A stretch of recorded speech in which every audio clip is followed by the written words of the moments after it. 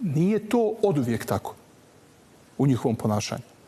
Imate Miroslava Krležu koji je recimo u Republici, listu Republika 1954. godine napisao da je prvi srpski ustanak bio najslavniji događaj koji će se pamtiti i spominjati dok je roda i jezika.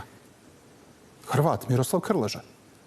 Imate grupu Indeks Sarajevsku koja je pjevala o boju na Mišaru, koji je bio jedna od bitaka iz vremena te srpske revolucije od prvog srpskog ustanka pa dok sve to nije završeno, gdje je Karađorđe pobjedio, pazite, ne samo Turke, nego i Napoleonove oficire koji su išli tamo da pomognu Turcima da pobjede srpske ustanike.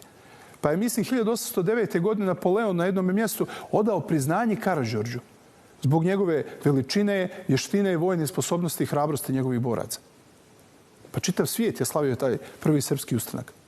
I sad će neko iz političkog Sarajeva da se nađe da kaže da to više ne vrijedi.